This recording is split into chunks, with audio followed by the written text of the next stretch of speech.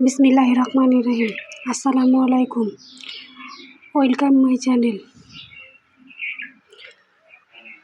আজকে আপনাদের জন্য নিয়ে হাজির হয়েছি ঘরে থাকা উপকরণ দিয়ে বিরিয়ানি। ঈদ স্পেশাল বিরিয়ানি আমার ঘরে যা ছিল সেগুলো দিয়ে রান্না করেছি।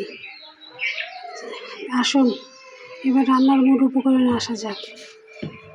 এখানে আমি 1.5 কেজি ব্রয়লার মুরগির মাংস কেটে ধুয়ে পরিষ্কার করে নিয়েছি। এখন ম্যারিনেট করার জন্য স্বাদ মতো লবণ দিলাম। বিসমিল্লাহির রহমানির রহিম। 1 চামচ দিয়ে দিলাম। আসসালামু আলাইকুম, ওয়েলকাম মাই চ্যানেল। ধনে গুঁড়া দিলাম 1 চামচ। হাজির হয়েছি ঘরে থাকা উপকরণ দিয়ে বিরিয়ানি। মরিচ গুঁড়া দিলাম 2 চামচ। স্পেশাল বিরিয়ানি আমার ঘরে যা ছিল সেগুলো দিয়ে রান্না করেছি। আসুন এবার রান্নার মূল আমার কাছে বিরিয়ানি মশলা ছিল, সেখানে আমি 3 কেজি ব্রয়লার মুরগির মাংস কেটে ধুয়ে পরিষ্কার করে বিরিয়ানি মশলা কারো যদি না থাকে সেটা ছাড়াও দিতে করার জন্য স্বাদ মতো লবণ দিলাম, হাফ চামচ গরম মশলা গুঁড়া দিলাম, একটা গোটা পেঁয়াজ কুচি করে। আসসালামু আলাইকুম, ওয়েলকাম। আদা রসুনের পেস্ট দিলাম 1.5 চামচ মতো। আমি এখন 1.5 চামচ দিয়ে হাজির হয়েছি ঘরে থাকা উপকরণ দিয়ে বিরিয়ানি সুন্দরভাবে মেখে নিচ্ছি। ঈদ স্পেশাল বিরিয়ানি ঘরে যা ছিল সেগুলো দিয়ে রান্না করেছি। কড়াইয়ে তেল দিলাম বেরেস্তা ভাজার জন্য। উপকরণে আসা যাক। 2টা পেঁয়াজ কুচি করে নিয়েছি বেরেস্তার জন্য। 1.5 কেজি ব্রয়লার মুরগির মাংস কেটে ধুয়ে পরিষ্কার করে বেরেস্তা ভাজার সময় চুলার আঁচ কিন্তু করার জন্য আস্তে রাখতে হয়, তাহলে বেরেস্তা ভাজা খুব সুন্দর হয়ে যায়।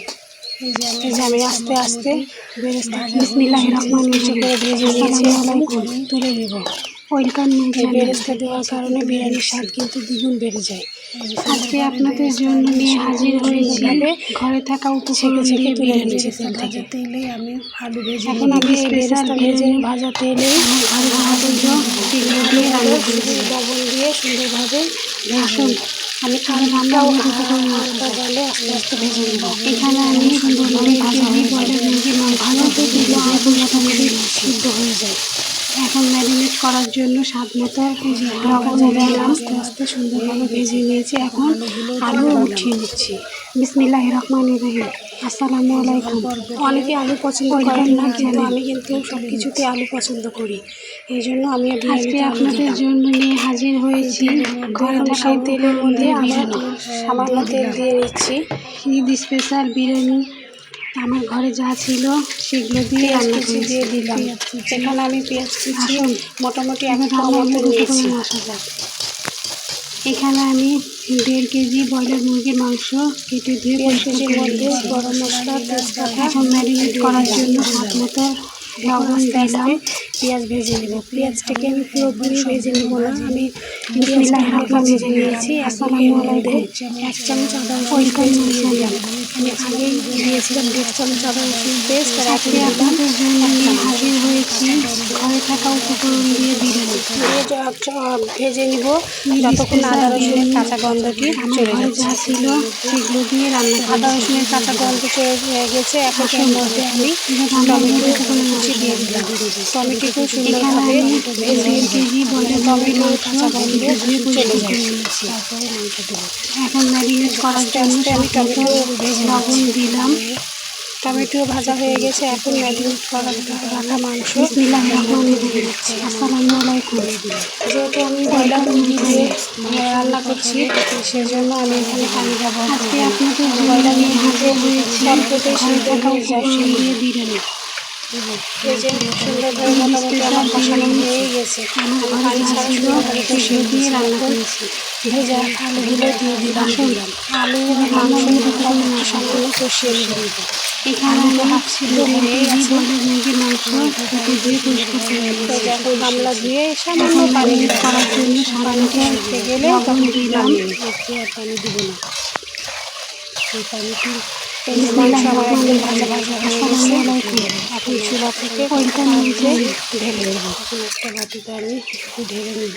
আজকে আপনাদের জন্য নিয়ে হাজির হয়েছি ঘরে থাকা বাটিতে আমি মাংস সম্পূর্ণ মাংস আমি বাটি ঢেলে নিচ্ছি। ঈদ স্পেশাল বিরিয়ানি এই মাংস ভাজা কড়াই আমি পোলার চাল ভেজে নিব। 1 কেজি পোলার এখানে আমি 1 কেজি মতো পোলার চাল ব্যবহার করেছি। এখন পানি দিয়ে সুন্দরভাবে চালটুকু ধুয়ে নিচ্ছি। হাত দিয়ে সুন্দর করে চাল সুন্দরভাবে 2-3 বার ধুয়ে নিব। ধুয়ে এই যে পানি ঝরিয়ে নিয়েছি। এখন এই মাংস ভাজা কড়াইয়ে তেল দিয়ে দিলাম। কড়াইয়ে সামান্য পেঁয়াজ কুচি দিলাম, তেল ও পেঁয়াজ দিয়ে দিলাম। একটা দারুচিনি ও 2টা লবঙ্গ দিলাম।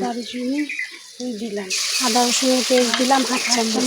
যেহেতু আমার মাংসে আদা রসুন সব মশলা দেওয়া আছে, তাই পোলাওয়ের জন্য আমি বেশি আদা রসুন ব্যবহার করলাম না। আদা রসুনের কাঁচা গন্ধ চলে যাওয়ার পর পানি ঝরিয়ে রাখা পোলার চাল দিয়ে দিলাম আর সামান্য লবণ দিলাম। দিয়ে অল্প জালে আস্তে আস্তে ভেজে নেব। পোলার চাল ভাজার সময় কিন্তু জাল হালকা রাখতে হবে, যেন পুড়ে না যায়। পুড়ে গেলে কিন্তু ভালো লাগবে না, তাই হালকা জালে আমি সুন্দরভাবে ভেজে নিচ্ছি। এই যে মোটামুটি আমার ভাজা হয়ে গেছে। এর মধ্যে আমি কাঁচামরিচও দিয়ে দিয়েছি। আমি সবসময় পোলাও রাইস কুকারেই রান্না করি, বিরিয়ানিও তাই রাইস কুকারেই রান্না করব। আমি চুলাতে কোনো সময় বিরিয়ানি বা পোলাও রান্না করি না। রাইস কুকারে সম্পূর্ণ চাল নিয়ে নিয়েছি 1 কেজি চালের জন্য। এখন 1 কেজি চালের জন্য 2 কেজি পানি ব্যবহার করতে হয়, কিন্তু আমি এখানে 1 পোয়া পানি কম দিয়েছি। দিয়ে রাইস কুকারে ঢাকনা বন্ধ করে দিলাম। ঢাকনা লাগিয়ে দিলাম। এই যে আমার পোলাও মোটামুটি হাফ হয়ে গেছে। এখন এর মধ্যে কষিয়ে রাখা মাংস দিয়ে দিলাম।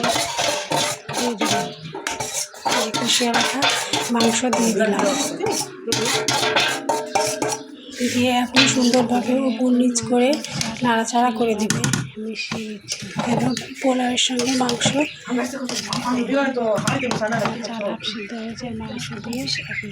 সুন্দরভাবে আমি নাড়াচাড়া করে পোলাওয়ের সঙ্গে মাংস মিশিয়ে নিচ্ছি। এখন ঢাকা দিয়ে রেখে দিব 10 মিনিট।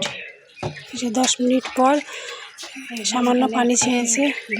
আমি এখানে 1 পোয়া দুধের মধ্যে 2 প্যাকেট গুঁড়ো দুধ দিয়ে দিয়ে দিলাম। সামান্য দুধ ব্যবহার করেছি, বেশি দুধ ব্যবহার করিনি।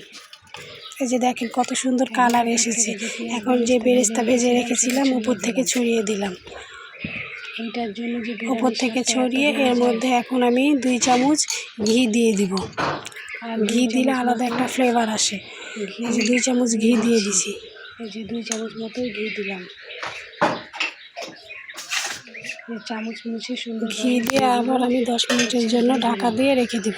ঘি দিয়ে আমি 5 মিনিট দমে রেখে দেব। এই যে 5 মিনিট পর খুলে দিচ্ছি। 10 মিনিট পর এখন আমি উপর নিচ করে দেবো। দেখেন কত সুন্দর ঝরঝরে হয়েছে, একদম পারফেক্ট হয়েছে। আমি সুন্দর করে নাড়িয়ে। তো বন্ধুরা, আমার রান্নাটি যদি আপনাদের ভালো লেগে থাকে তাহলে অবশ্যই লাইক করে আমার পাশে থাকবেন। ধন্যবাদ। ভালো থাকুন উপকরণ দিয়ে আমার বিরিয়ানি।